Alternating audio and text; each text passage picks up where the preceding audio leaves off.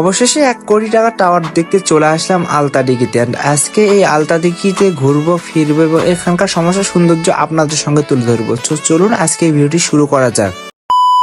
Hello everyone, it's me Shamim and welcome to my Facebook page SR Blogs and YouTube channel SR Blogs Official. Right now আমরা আছি আলতাদিঘিতে। আজকে আলতাদিঘি ঘুরবো ফিরবো এবং আপনাদেরকে দেখাবো। বলতে আলতাদিঘি আমরা আসছি, কিন্তু আলতাদিঘি এমন লাগে এই যে টাওয়ার দেখতে পাচ্ছেন, এটা দেখার জন্য শুধু আমরা 150 কিলো আসলাম।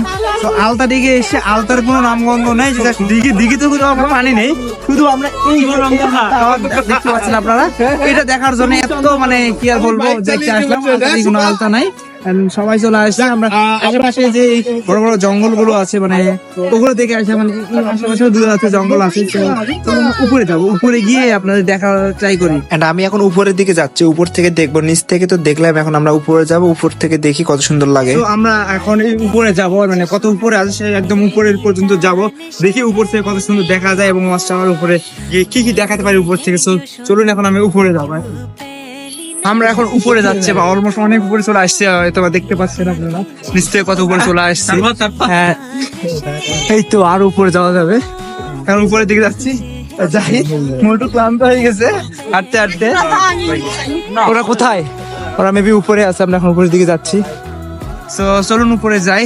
অলরেডি আপনারা অনেকে দেখতে পাচ্ছেন এখান থেকে যে জঙ্গল, আর সূর্যটা অনেক জোস লাগতেছে গাইস, সত্যি কথা বলতে সূর্য অনেক জোস লাগতেছে।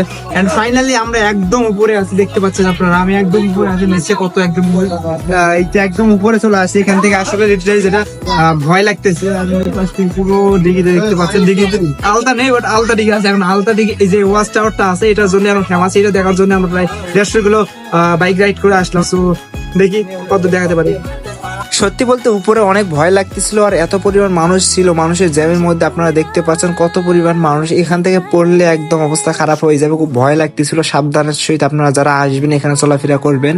এন্ড ফাইনালি উপর থেকে নিচে চলে আসলাম, দেখতে পাচ্ছেন আমরা উপরে ছিলাম এতক্ষণ, এখন উপর থেকে নিচে চলে আসলাম। নিচে পরে সবাই আছে, কোথায় আছে ওদের খুঁজে বের করে, খুঁজে বের করে দেখি কোথায় আছে ওরা। দেখতে পাচ্ছি আমার মাথার উপরে। এন্ড ফাইনালি চলে আসলাম উপর থেকে নিচে। উপর থেকে যতটুকু পারছি আপনাদের দেখানোর চেষ্টা করছি। এখন নিচে আশেপাশে যেগুলো ঘোরাঘাটি করবো সেগুলো আপনাদের দেখানোর চেষ্টা করছি। উপর থেকে নামার পর সবাই একটা ফুচকার দোকানে বসেছিল। এই ফুচকার দোকানটা ওয়াচ টাওয়ারের একদমই সামনে। এখানে আমরা সবাই মিলে 2 প্লেট ফুচকা অর্ডার দেয়। সত্যি বলতে ফুচকার টেস্টটা যত পরিমাণ ভালো হওয়া উচিত ছিল তত পরিমাণ ভালো না। আসলে সত্যি কথা বলতে ফুচকা যেরকম হওয়া উচিত সেরকম না, খাইতে হবে এই জন্য খাচ্ছিলাম আর কি। আর পরবর্তীতে ফুচকা খাওয়ার পর ফুচকাওয়ালা মামারে বলে আসলাম যে মামা আপনার ফুচকার কোয়ান্টিটিটা একটু বাড়াইতে হবে, ফুচকা যেরকম হওয়া উচিত সেরকম না। ফুচকা খাওয়ার পর আমরা বাসার উদ্দেশ্যে রওনা দেওয়ার জন্য বের হয়ে চলে আসি। সো এভরিওয়ান, আজকে ভিডিওটি এই পর্যন্ত। ভিডিওটি কেমন লাগলো অবশ্যই কমেন্ট করে জানাবেন। দেখা হচ্ছে পরবর্তী ভিডিওতে। তখন সবাই ভালো থাকুন, সুস্থ থাকুন। আল্লাহ হাফেজ।